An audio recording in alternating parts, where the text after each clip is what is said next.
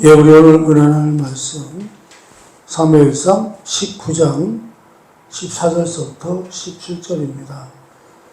원래는 19장 전체를 한번 다 읽어봐야 되는데 너무 길어서 제가 좀 줄여서 이렇게 했습니다.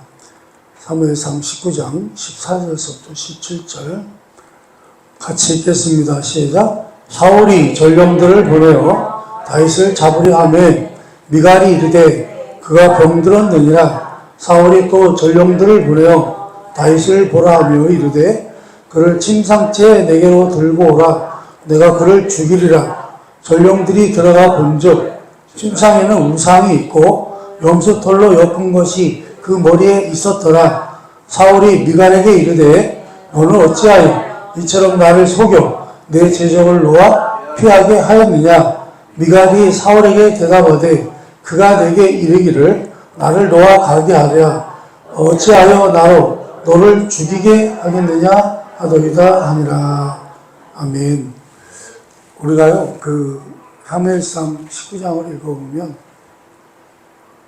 사울이 다윗을 죽이기 위해서 얼마나 애를 썼는가 하는 내용이 나와요.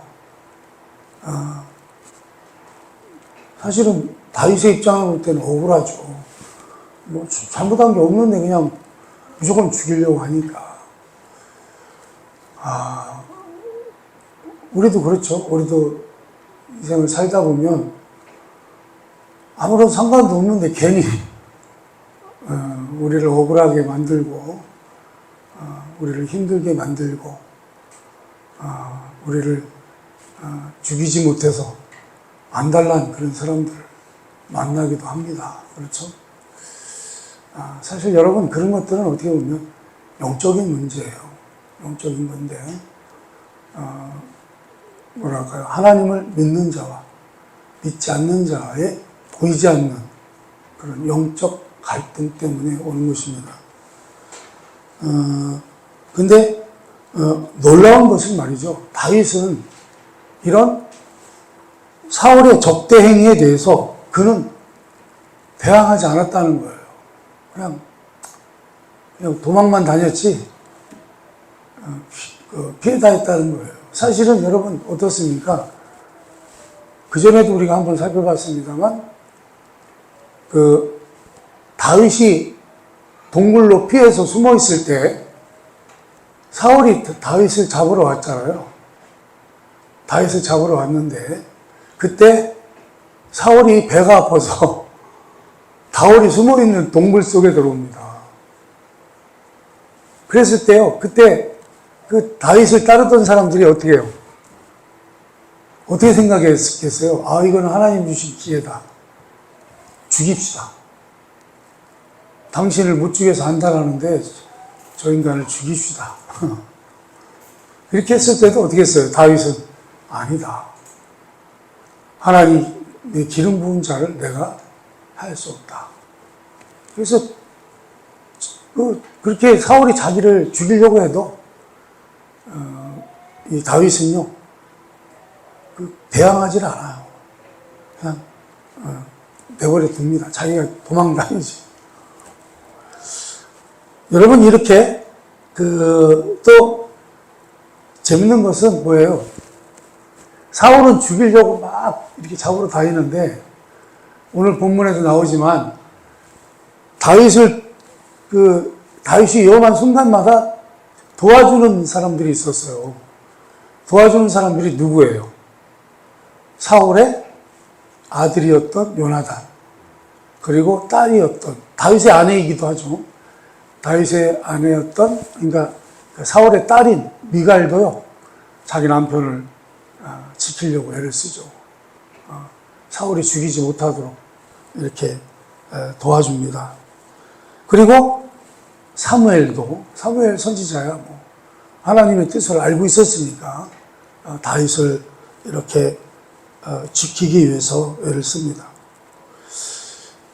이렇게 이제 다윗은요 이렇게 저렇게 피해 다니다가 마지막에 라만 나요시라는 곳까지 피난을 했는데 거기에 또 사울이 직접 다윗을 잡으러 내려왔습니다. 다윗을 잡으러 내려왔는데 여러분 사무엘상을 한번 집에 와서 한번 읽어보세요.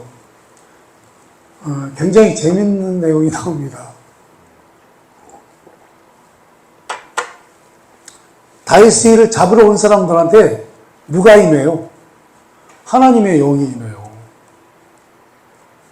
난리가 나요. 하나님의 영이 임해가지고 우리도 왜 그렇잖아요. 성령님이 강타하시는 그런 현장들 있잖아요. 그런데 막 난리 나잖아요. 그죠? 막 예언도 하고 막 방언도 터지고 뭐. 그래가지고 다윗을 잡으러 왔다가 사울이요. 거기서 하나님의 영에 임해가지고 막 예언하고 난리가 났어요. 그래서 다윗을 죽이는 거에 대해서 실패를 하게 됩니다. 이제 그 내용이 이제 그 사무엘상 19장의 내용입니다. 사실 이런 장면들은요, 우리로 하여금 하나님의 백성들이 세상에서의 그 삶의 현실, 세상에서의 삶의 현실이 어떠한가를 말해주고 있는 것입니다. 그러니까 우리도 다윗과 같은 처지에 있다는 거예요. 다윗과 같은 처지에. 우리도 하나님의 은혜로 하나님의 백성이 되었고 왕같은 제사장이 되었습니다. 그럼에도 불구하고 지금 세상의 세력들이 사울처럼 하나님의 백성들을 핍박하고 쫓고 해하려 하고 득세하여서 하나님의 백성들은 다윗처럼 피해 다닐 수밖에 없다라는 것입니다. 자, 그래서 이제 갈라디아서 5장 16절에서 23절입니다. 이 말씀도 좀 길기는 한데 같이 한번 읽어보겠습니다. 시작. 내가 이르노니 너희는 성령을 따라 행하라. 그리하면 육체의 욕심을 이루지 아니하리라. 육체의 소욕은 성령을 거스르고 성령은 육체를 거스르나니 이 둘이 서로 대적하므로 너희가 원하는 것을 하지 못하게 하려 함이니라. 너희가 만일 성령의 인도하시는 바가 되면 율법 아래 있지 아니하리라. 율죄는 분명하니 곧 음행과 더러운 것과 호색과 우상 숭배와 주술과 원수 맺는 것과 분쟁과 시기와 분냄과 당짓는 것과 분열함과 이단과 투기와 술 취함과 방탕함과 또 그와 같은 것들이라. 전에 너희에게 경계한 것 같이 경계하노니 이런 일을 하는 자들은 하나님 나라의 유업을 받지 못할 것이요 오직 성령의 열매는 사랑과 희락과 화평과 오래 참음과 자비와 양성과 충성과 온유와 절제니 이 같은 것을 금지할 법이 없느니라. 아멘. 여러분, 이렇게 하나님의 백성들은 어떻게 살아가야 되느냐. 그런 세상의 현실 속에서 우리 하나님의 백성들은 어떻게 살아가야 할 것인가. 그래서 그렇게 말씀하고 있는 거예요. 하나님의 백성은 어떻게 해요? 성령을 따르는 삶을 살아야 된다. 성령을 따르는 삶을 살아가야 된다. 그러면 너희들에게 분명 뭐가 있어요? 성령의 열매가 너희들에게 맺혀지게 될 것이다. 성령의 열매가 나오게 될 것이다. 이렇게 말씀을 합니다. 그런데 만약에요, 그 열매가, 우리에게 맺혀진 열매가 예를 들어서 술 취함이나 방탕함이나 투기나 분열과 싸움이 일어난다면 그것은 지금 내가 성령을 따르는 거예요? 육체를 따르는 거예요? 육체를 따르는 것이라고 말씀합니다. 그러니 여러분, 신자는 성령의 열매가 맺히는 삶을 살아야 된다. 이렇게 말씀합니다. 자, 이렇게요. 신자와 세상 사람들과는 다른 점이 있죠. 차이점이 있는데 어떤 차이점이 있습니까? 세상은 성령의 열매를 만들어내지 못한다는 것입니다. 예를 들어 이런 거죠. 우리가 육신의 소욕을 따르면, 그러니까 세상의 방법을 따르면 내 감정을 따르면 어떻게 해요? 그 성령의 열매가 맺혀지지 않는다는 거예요. 성령의 열매가 맺혀지는 게 아니라 거꾸로 육체의 일을 하게 된다는 거죠. 그래서 여러분, 세상은요, 우리가 가진 여기 오늘 그 성령의 열매의 사랑과 희락과 화평과 오래 참음과 자비와 양성과 충성과 온유와 절제를 갖출 수 있는 그런 능력을 세상에 살면서는 만들어낼 수가 결코 없다라는 것입니다. 그러니까 그 세상에서는 그게 가능하지 않다는 거예요. 그래서요, 세상에서는 성령의 열매는커녕 투기와 분쟁밖에는 만들어내지 못한다는 사실입니다. 그것이 뭐예요? 세상의 정체성이라는 거예요. 요즘 여러분 우리나라 돌아가는 현실을 보세요. 뭐라 할까요? 악한 자들이 득세를 하잖아요. 악한 자들이 승리하고 오히려 의인들을 핍박하고 뭐라 할까요? 악한 자들이 대통령이 되고 악한 자들을 이제 국무총리로 세우고 뭐 국무위원으로 세우고 다 그렇게 하겠죠.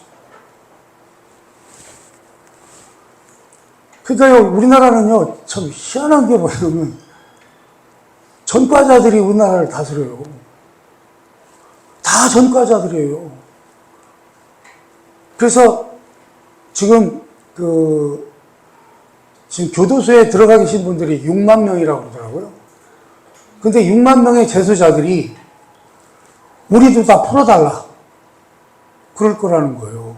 왜? 우리보다 더 나쁜 놈도 대통령도 하고,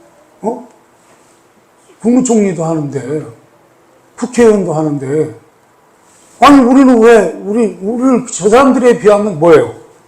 죄가 있어요, 없어요? 없다는 거예요. 풀어달라 이거예요.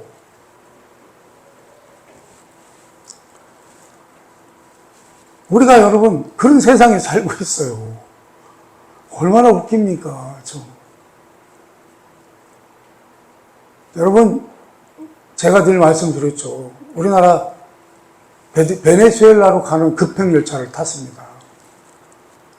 이제 대통령 된 지 한 달 됐죠. 한 달 됐으니까 잘 몰라요, 여러분. 이제 가면 갈수록 심각해집니다.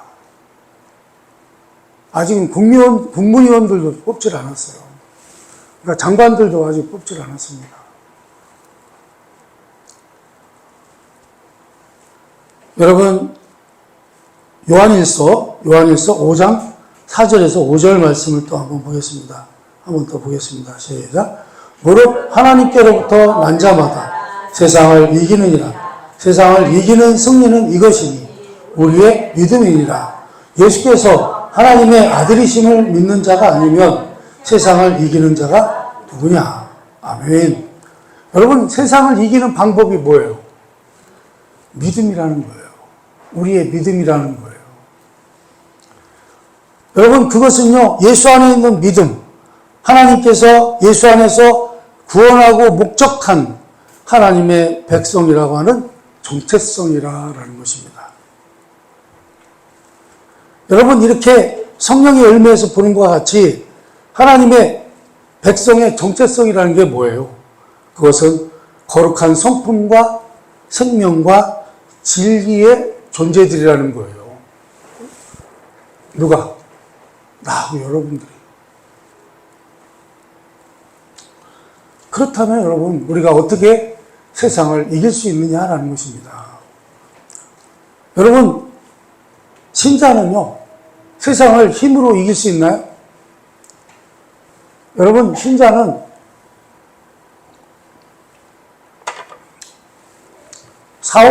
그러니까 다윗이요, 사울을 죽일 힘이 있었지만 죽이지 않았습니다. 그런 것처럼요, 우리 믿는 자들도 마찬가지예요. 우리가 세상을 이길 수 있는 힘이 있다 하더라도 우리는 세상을 힘으로 이기지 않는다는 것입니다. 왜요? 신자의 삶은 세상 사람들과는 다르기 때문입니다.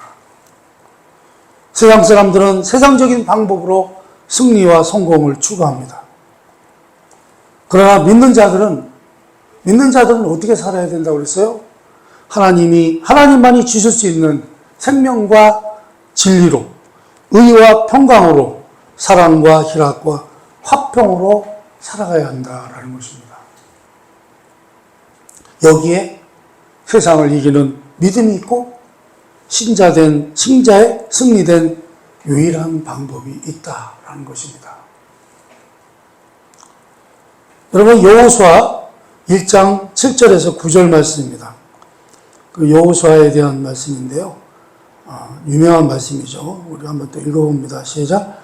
오직 강하고 극히 담대하여 나의 종 모세가 내게 명령한 그 율법을 다 지켜 행하고 우로나 좌로나 치우치지 말라. 그리하면 어디로 가든지 형통하리니 이 율법책을 내 입에서 떠나지 말게 하며 주야로 그것을 묵상하여 그 안에 기록된 대로 다 지켜 행하라. 그리하면 내 길이 평탄하게 될 것이며 내가 형통하리라.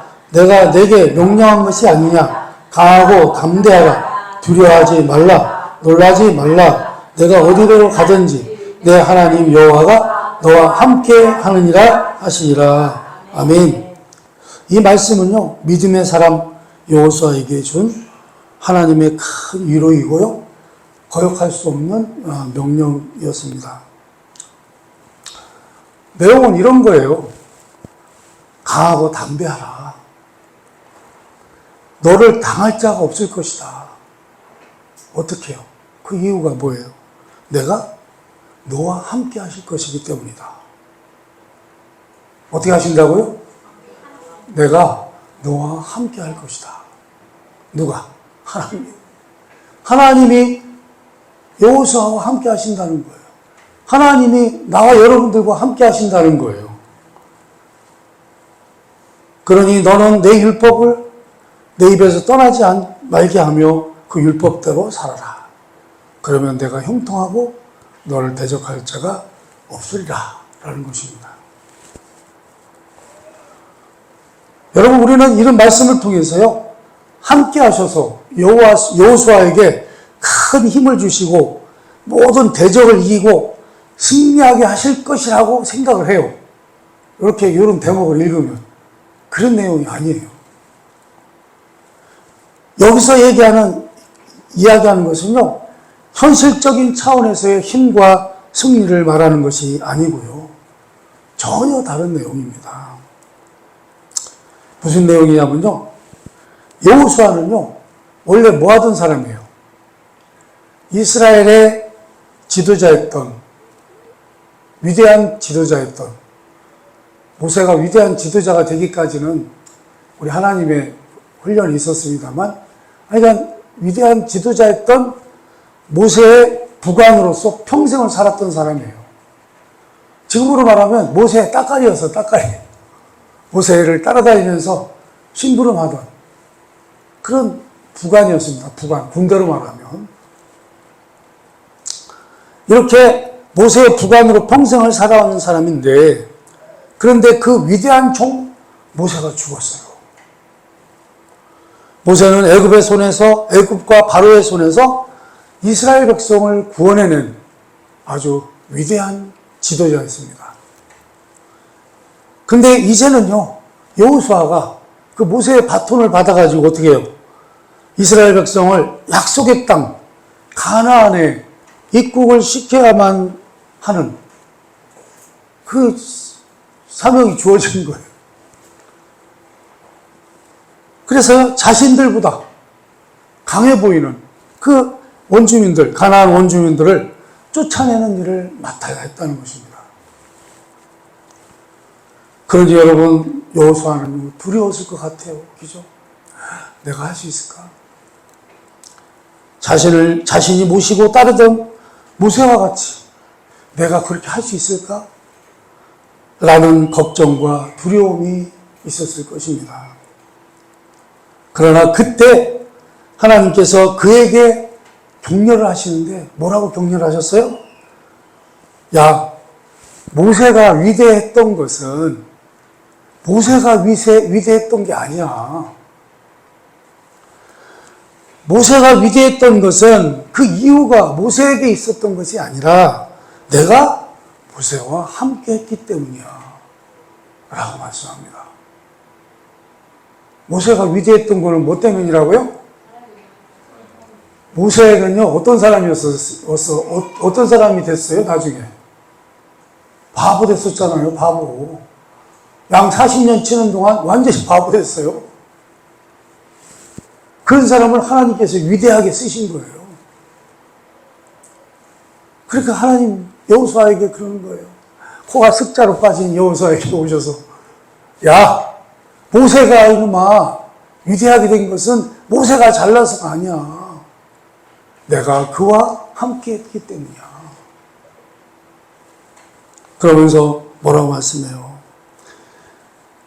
내가 모세와 함께 한 것처럼 똑같이 너하고도 함께 할 것이니 너는 겁내지 마라. 그리고 두려워하지도 마라. 이렇게 말씀하는 거예요. 아멘 하시기 바랍니다. 하나님께서는요, 당신의 자녀된 자들에게만 주실 수 있는 진리와 생명이 있습니다. 거기에는 영광이 있고 자랑이 있다는 것입니다. 그러나 세상은요, 이런 것을 줄 수가 없어요. 세상은 의와 생명을 만들지 못하며 세상에는 성실과 정직이 없다라는 것입니다. 여기에는 화평도 없고 행복도 없습니다.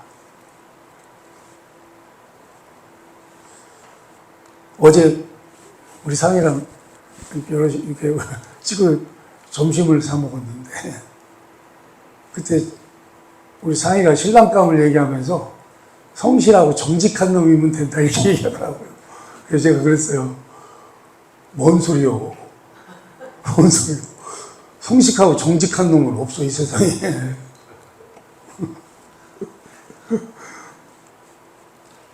성실하고 정직하면요, 그건 완전한 사람이에요.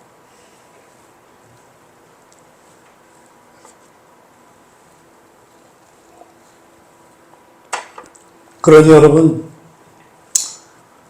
세상에는 우리를 대적할 자가 없다는 거예요. 세상이 우리를 자꾸 죽이려고 해도 우리가 그들을 대적하지 않는 이유가 뭐냐면,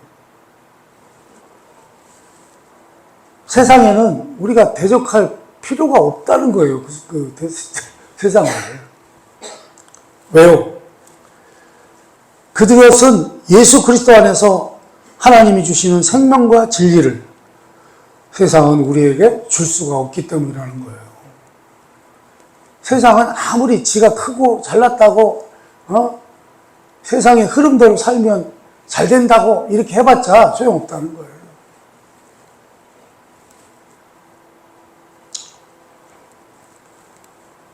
그러므로 어찌게 보면 우리는 이 세상에는 대적할 자가 없다는 거예요. 그래서 우리는 결국 형통할 수밖에 없다는 것입니다. 형통이라는 게 뭐라고 그랬어요? 이 세상에서 잘 되고 복받고 잘 되고 뭐 이런 걸 형통이라고 하잖아요, 보통. 근데 정말 형통이라는 뜻은요, 모든 게 하나님의 뜻대로 이루어지는 것을 말하는 것입니다. 세상은 우리와 경쟁하고 대적하고 우리를 거를 수 있는 것이 아무것도 없다는 거예요. 세상은요, 우리를 어떻게 할 수가 없어요. 겉으로는 세 보여도 소용이 없다는 거예요. 그거는 여러분, 봄이 되면 싹이 나오잖아요. 그죠? 그거 참 신비로운 일입니다만, 아무튼 씨를 뿌리면 땅 속에서 그 씨가 죽으면서 싹이 돼서 나와요. 이렇게 여러분 봄이 되면 싹이 나듯이 우리를 막을 길은 없다는 것입니다. 땅을 뚫고 나오는 싹의 힘은 대단한 것입니다. 그 싹은 어디까지 갑니까? 무성한 나무가 되고요. 또 무성한 열매를 맺는 자리까지 가게 된다는 것입니다. 무슨 얘기예요? 생명의 힘을 막을 수 있는 것은 아무것도 없다는 것입니다. 여러분, 그래서 성경은요, 하나님의 백성들의 복된 것과 영광을 이렇게 찬송했습니다. 제가 오늘 예배 시작할 때 읽었던 말씀인데요. 시편 1편 말씀입니다. 1절에서 2절 말씀을 우선 보겠습니다. 시작. 복 있는 사람은 악인들의 꾀를 따르지 아니하며 죄인들의 길에 서지 아니하며 오만한 자들의 자리에 앉지 아니하고 오직 여호와의 율법을 즐거워하여 그의 율법을 취하러 묵상하는도다. 아멘. 이 시편 1편은요, 어떻게 하면 복을 받는가라는 것을 말씀하는 게 아니에요. 여러분 잘 읽어보면 뭐라고 써 있어요? 복 있는 사람은, 어떤 사람은? 복 있는 사람은 이미 뭐가 복이 있는 사람이라는 거예요. 이거는 무슨 어떻게 하면 복을 받는가 이게 아니에요. 그게 아니고 이미 뭐한 사람이 이 사람은 복이 있는 사람, 복을 이미 소유하고 있는 사람. 그러니 이렇게 복을 받은 사람은 무엇이 다른가를 말하고 있는 것입니다. 복을 받은 사람은 뭐가 달라요? 복이 있는 사람은 어떤 사람들인가? 여호와를 즐거워하고 여호와의 법을 지키는 것을 기뻐하는 자들이라고 말씀하고 있는 것입니다. 이것은 결코 어떻게 하면 복을 받는가를 말하고 있는 것이 아니라는 것입니다. 그래서요, 성경은요, 하나님의 은혜로 구원받은 사람들은 다 복된 사람이라고 말하고 있습니다. 그렇죠? 그렇기 때문에요, 우리는 어떤 사람들이에요? 우리는 이미 어떤 사람들이에요? 다 복을 받은 자죠. 복이 있는 자죠. 어떻게 해서 그렇게 됐어요?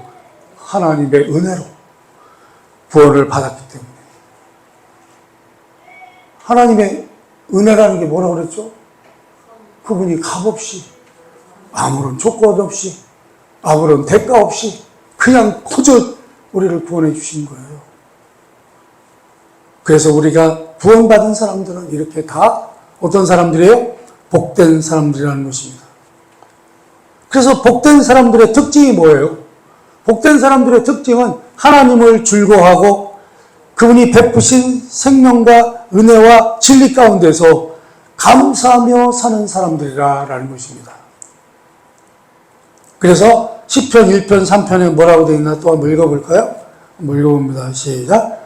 그는 시냇가에 심은 나무가 소를 따라 열매를 맺으며 그 잎사귀가 마르지 아니함 같으니 그가 하는 모든 일이 다 형통하리로다.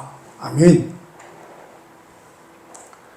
여러분, 시냇가에 심겨진 나무면요, 그 나무가 무성하게 자라는 것은 어때요? 당연한 거죠. 그죠? 물이 항상 있으니까. 신자된 우리는요, 생명의 뿌리를 받고 있는 자들이고, 의와 거룩과 보호와 복주심 속에 있는 자들이라는 사실입니다. 그래서 우리는 어떤 사람들이에요? 우리는 다 복 있는 사람들이라는 거예요.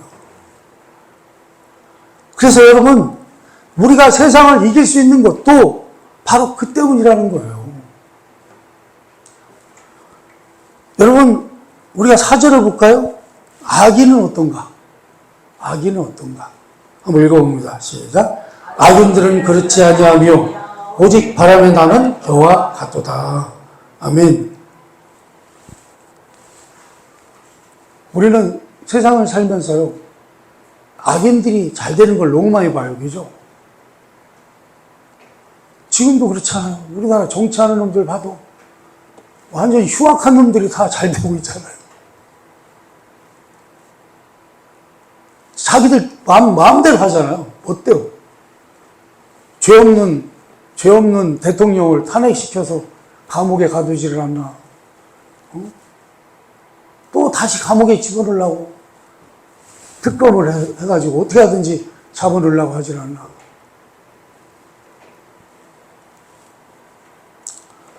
자, 그런데요. 제가 늘 말씀드려요, 여러분. 악인은 어떻게 되죠? 악인은 어떻게 될까요? 그들은 어떻게 될까요? 제가 예언합니다. 지금 우리나라 이 악한 정치인들이요. 어떻게 됩니까? 여기 뭐라고 되어 있어요? 악인들은 어떻게 돼요? 바람에 나는 겨와 같이 된다는 거예요. 바람에 나는 겨와 같다는 게 뭐예요? 그들은요, 뭐랄까요? 흔적도 없이 사라진다는 거예요. 그래서 제가요, 늘 그래요. 악한 자들 잘 되는 것 때문에 부러워하지 마라. 악한 자들 잘 되는 거, 그거. 여러분, 다윗이요. 악한 자들이 너무 잘 되는 거예요. 자기를 핍박하고, 자기를 괴롭히고, 힘들게 하는 자들이 너무너무 잘 되는 것을 보고 시험이 들었어요, 다윗이. 성전에 가서 무릎을 꿇고 하나님께 하소연을 합니다. 하나님, 어떻게 악인이 이렇게 잘 돼요?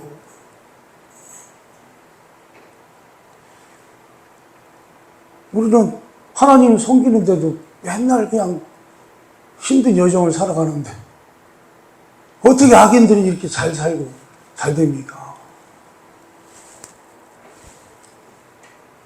우리 하나님 뭐라고 말씀하세요?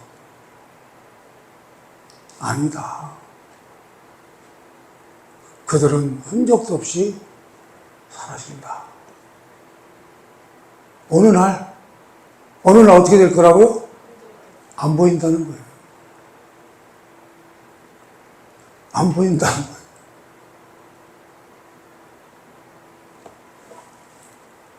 아마 못 보게 될 것입니다. 보지 않을 때가 올 거예요, 그 사람들.